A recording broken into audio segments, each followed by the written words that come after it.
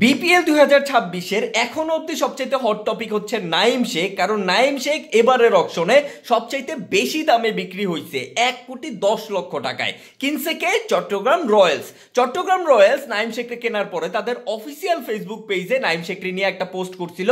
এই ছবিটা, পেছনের এই ছবিটা, এই পোস্টটা চট্টগ্রাম রয়্যালস তাদের অফিসিয়াল ফেসবুক পেজে করছিল, যেটা এখন আর তাদের পেজে নাই, তারা সেটা রিমুভ করে দিছে। বাট এই ছবিটা তারা তাদের অফিসিয়াল ফেসবুক পেজে করছিল। এই ছবিটা যদি আপনি একটু ভালোভাবে দেখেন, একটু ভালোভাবে বাদ দেন, আপনি যদি একবার দেখেন তাহলে আপনি বুঝতে পারবেন এই ছবিটা খুবই খুবই বিগিনিং লেভেলের কোনো গ্রাফিক ডিজাইনার দিয়ে তৈরি করা।